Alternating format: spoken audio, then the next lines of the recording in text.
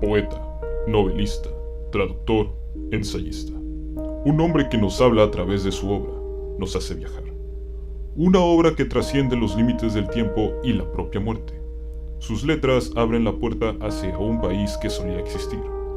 El México que conocemos hoy es un vestigio del México de ayer. Nos habla de un lugar, bajo un mundo aparente. Él es José Emilio Pacheco. Académicamente, José Emilio Pacheco comenzó estudiando leyes en el centro universitario en el año de 1957. Sin embargo, después de un tiempo se percató de que su vocación era otra. Antes de cambiar de parecer, su orientación hacia las leyes se remontaba a las experiencias de su padre. Él, siendo militar durante la Revolución de 1910, se desempeñó eficientemente al grado de volverse general.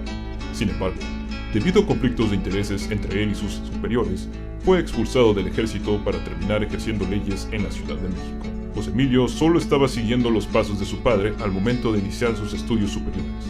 Recordando a sus abuelos y las pequeñas historias y leyendas mexicanas que le contaban, José Emilio Pacheco se inclinó por la filosofía y las letras en la Universidad Nacional Autónoma de México, donde cruzó caminos con personalidades importantes de la literatura mexicana, tales como Carlos Monsiváis, Juan José Arriola y Sergio Pitol.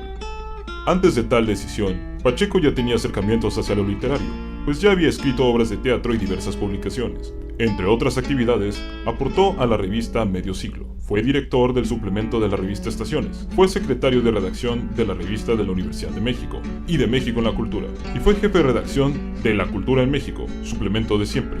En México en la Cultura, el propósito de Pacheco fue el de dar a conocer la poesía, que cualquier persona podía apreciar.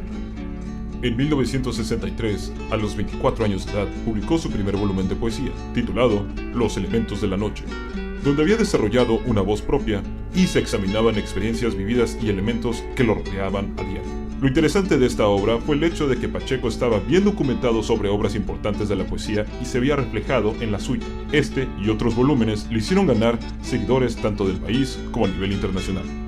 Algo que define a la obra de José Emilio Pacheco durante estos años de revelación es el extenso conocimiento histórico que acompaña una sensibilidad y un carácter incluso algo fantástico.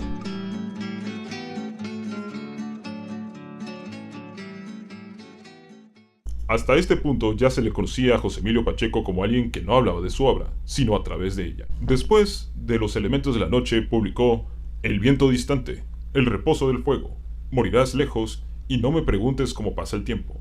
Se le considera No me preguntes cómo pasa el tiempo como el inicio de la etapa dorada de la poesía en México.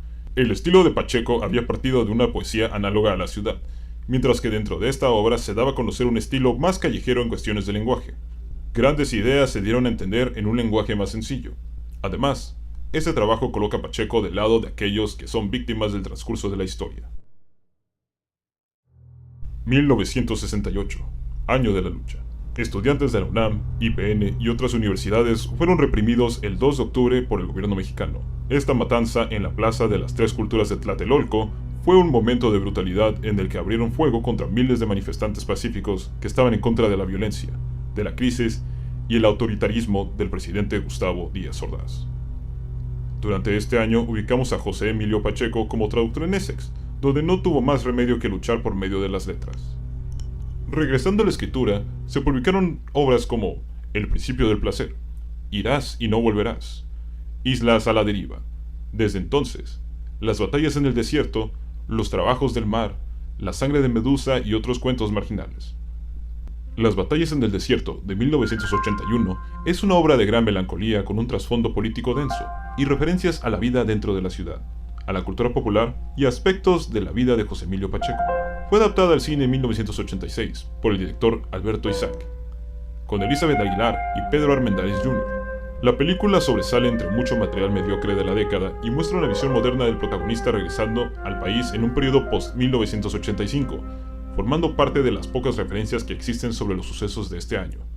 La historia se centra en Carlos, un niño que se enamora de la madre de su mejor amigo. Sin embargo, también habla sobre la transformación del país, del México tradicional al México moderno y todo el ambiente corrupto que se dio a cabo.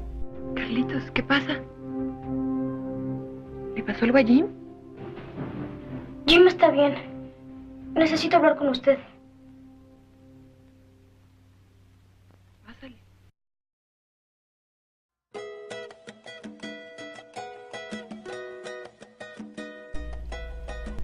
La banda de rock mexicano Café Tacuba grabó en 1992 la canción Las Batallas, basada en la obra de Pacheco y centrada en el romance de Carlitos hacia Mariana. Me gusta mucho y estoy muy agradecido porque no tienen ni idea de la cantidad de personas que han leído el libro gracias a Café Tacuba.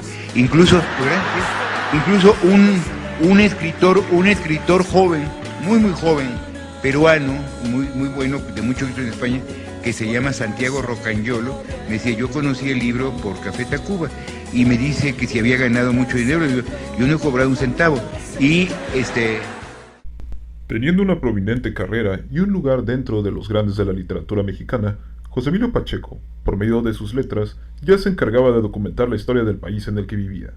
Sin embargo, la llegada de un cataclismo cambiaría tanto su vida como su obra, un suceso que funcionó como parteaguas que marcaría la muerte de un México que él conoció y amó. El terremoto del 19 de septiembre de 1985 fue el más mortífero y destructivo que se ha registrado en la historia de la Ciudad de México. Con una duración de casi 4 minutos, de los cuales 1 minuto y 30 segundos corresponden a la etapa de mayor movimiento, el sismo dejó a su paso muertos, heridos, desaparecidos, damnificados, edificios públicos, privados y casas habitacionales destruidas. El conteo, 20.000 muertos.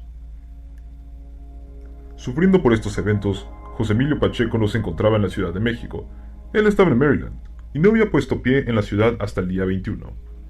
Un momento de gran tristeza y luto nacional provocó en él un cambio en su obra.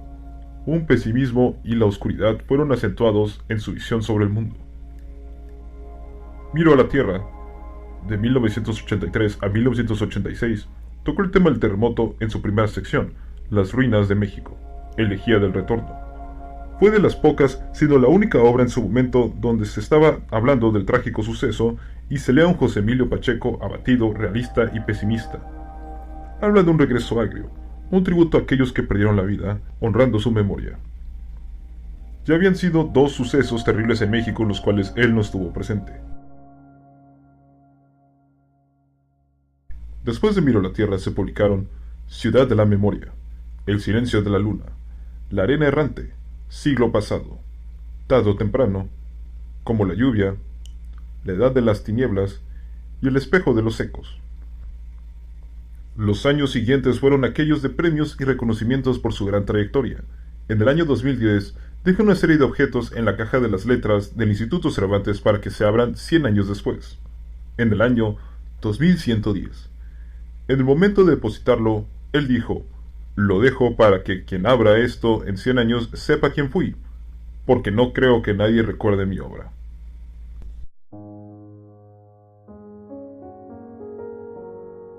José Emilio Pacheco falleció el 26 de enero del 2014, a las 6 de la tarde, a causa de un paro cardiorrespiratorio posterior a haber presentado desvanecimiento en su domicilio, siendo atendido en el Instituto Nacional de las Ciencias Médicas y Nutrición Salvador Subirán.